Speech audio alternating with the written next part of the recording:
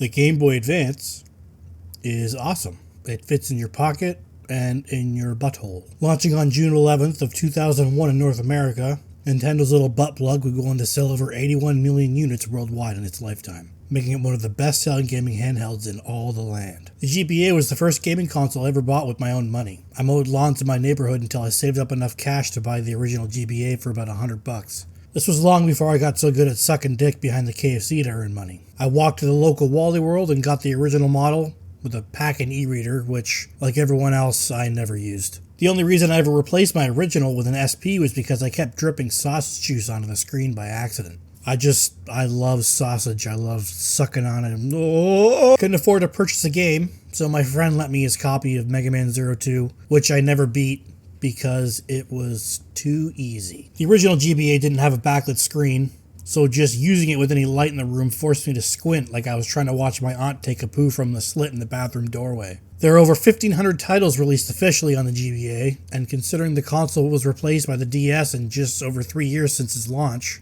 a lot of those titles didn't have time to shine when there was so little shelf space and time for a wider audience to purchase them over the console's bigger hits. Which is a shame, because there are some great, lesser-known games for the system that aren't remembered as well as Nintendo's first-party releases. So in this video, I'm going to cover some of my favorite Game Boy Advance hidden gems.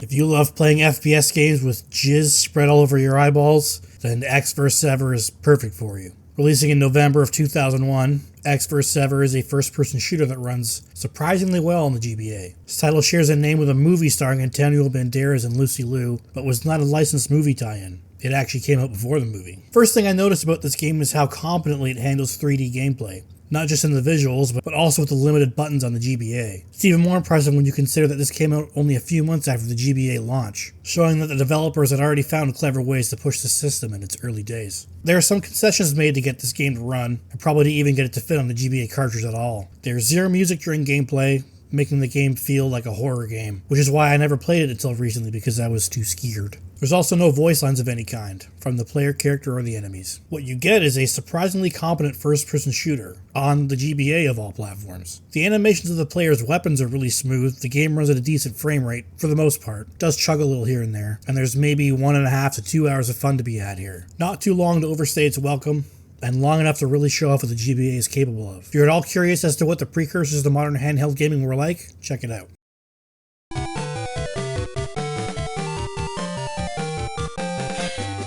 If you've ever fantasized about becoming a world-famous blacksmith and molding the most beautiful marital aids that ever exist, Summon Knight's Swordcraft story is right up your butthole. Initially releasing in Japan in 2003, North America didn't get this title until October of 2006. Releasing so late into a console's lifecycle doomed this game into obscurity, at least in the West. Summon Knight is an action role-playing game developed by Flight Plan. You take control of a pathetic cuck named Claru, who can be either male or female, depending on the player's choice. You're the child of a famous crafting fella, and the main goal of the protagonist is to train as a craft lord to follow in your father's footsteps. The gameplay loop is typical of a dungeon crawler, but very addictive in my opinion. You must venture into a deep labyrinth in order to gather crafting materials, which you in turn use to train your own crafting skills. Gain levels and XP, as well as craft your own weapons, as the main ways to progress player power. Combat takes place on a 2D plane, similar to the early Tales games. As you increase in power and get better equipment, you can venture deeper into the dungeon and fight more powerful enemies, as well as fight some stupid bosses. I love Summon Knight's visuals. The GBA was capable of some amazing sprite work, and this game shows that off. The environments, character, and enemy sprites remind me of some of the best sprites the Super Nintendo was capable of, showing great detail and personality on a small console. There are a handful of different weapon types available to craft, each with their own strengths, weaknesses, and movesets. Summon Knight takes the classic dungeon crawler experience and condenses it into this smaller scale, enjoyable, handheld action RPG.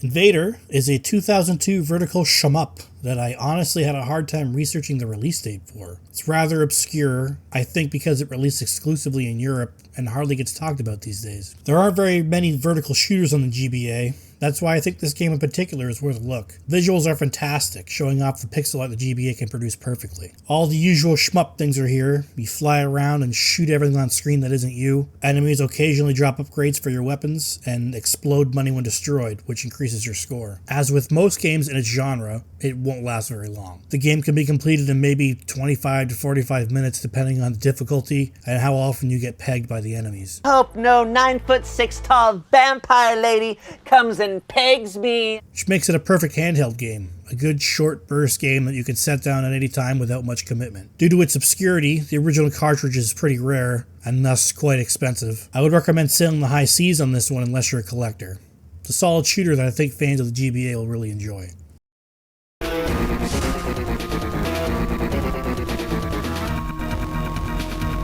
I know that when I was a kid, I thought ninjas were badass. I fantasized about how cool it would be to sneak around in the shadows and chop people's wieners off.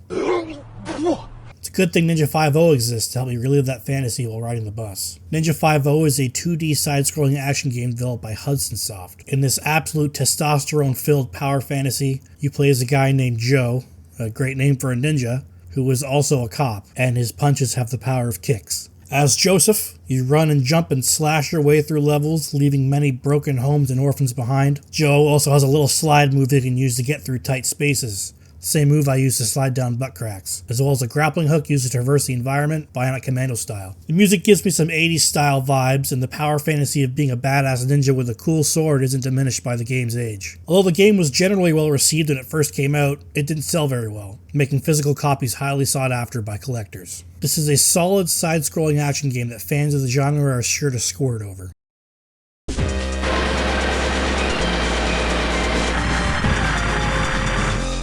If you're a fan of tactical RPGs, Nintendo's Fire Emblem in particular, you'll love Super Robot Taisen Original Generation. It's better than Fire Emblem in every conceivable way, simply because it has awesome giant robots. One look at the general gameplay will make any Fire Emblem fan feel at home, except for the lack of waifus, but who needs those when you can fat nut all over your mecha?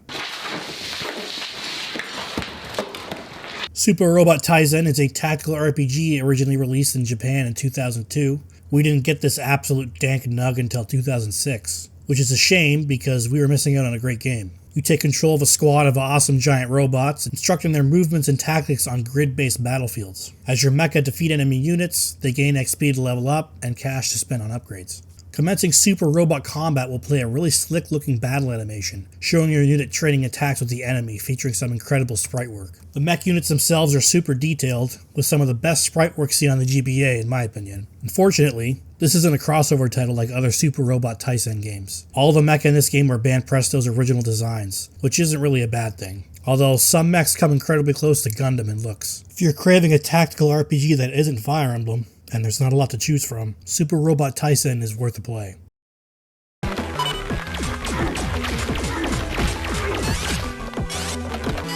Samus Aran isn't the only bounty hunter waifu featured on the GBA. Scourge Hive is a Metroidvania developed by Orbital Media, released on the GBA in 2006. You play as a female bounty hunter named Penny Pussyfart, who is contracted by the military to investigate a research lab on a planet named Enos. Problem is, the research lab has been necromorphed by a virus that has turned most of the organic beings into bad guys. Penny has a Varia-suit that has some resistance to this virus, but only for so long. Gameplay takes place from an isometric perspective, as you run and gun your way through the research lab, beating up bad guys and making your way around the environment. Penny has a standard jump, a grappling hook to traverse longer distances, and can hang from ledges and other objects in the environment to climb around. Progression is similar to that of other Metroidvanias, wherein finding upgrades and new moves opens up new pathways to move about the lab. It's a tried and tested gameplay loop, and it feels just as good here as it does in the Metroid and Castlevania games on the GBA. Combat is based on a rock-paper-scissors system, where one damage type is very effective against certain enemies, while the same type will actually aid other enemies. Matching the proper damage type to the enemy's weakness is key to being successful in combat, like finding the proper peanut butter for your nutsack so your dribble will take a nibble. Penny Pussyfart will slowly succumb to the virus over time, requiring the player to cleanse themselves at save points periodically. This can get a little annoying at times, but gives the game a sense of urgency and tension as you explore. Scourge is a late life cycle GBA game, and as such the visuals are incredible. Sprites are big and detailed and the world is colorful and vibrant. If you missed it on Scourge Hive the first time, and you're a fan of Metroidvanias, it's a great GBA gem.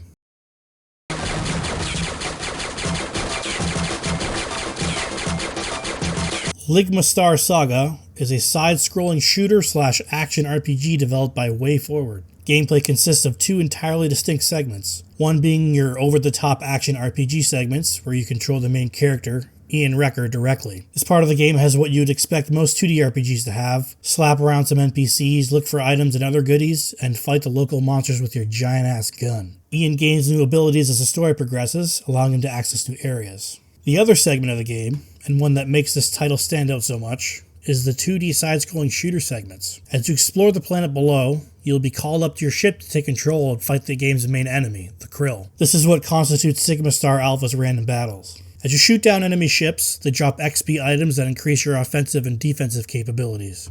There are about 6 different classes of ships, with the player being transported to one class of ship at a time at random, with each class having its own characteristics. There's also a mechanic called the gun data system that allows the player to customize the behavior of your ship's weapons. Changing one or more of the 3 different categories changes the characteristics of your projectiles, such as making them shoot sideways or behind you, explode when hitting an enemy, making your projectiles larger in size, or allowing you to charge up your weapons for more damage. Sigma Star Saga is a really unique RPG on the GBA. I can't think of another game that mixes typical overworld RPG gameplay with a side-scrolling shooter of all things. Being a late release in the GBA's lifecycle, the developers use the GBA to its full potential with the visuals here. The overworld sprites are animated incredibly well, with tons of vibrant, finger-popping colors in the environment. Finger popping each other's assholes.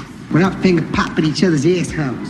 The GBA has no shortage of great RPGs, which is why I think Sigma Star Alpha went unnoticed. Had to compete with massive Pokemon games, a handful of Final Fantasy games, and Golden Sun. It was an incredibly crowded genre on the platform, which is good because apparently at some point in 2025 this game is getting a re-release. Not only on PC and modern platforms, but on the GBA as well. One of the few developers that gets making your games available to purchase is a good thing, making it so people are far less likely to pirate your older catalog. Sigma Star Alpha is a very unique and excellent RPG that you can play on the GBA. So there is my list of great GBA hidden gems that you might not have heard of or played. So go ahead and pull your old GBA out of your bum, wipe off the horse semen, and if you want more videos like this, give me a like and a subscribe if you want. I'd appreciate it. And hopefully I'll see you in the next one.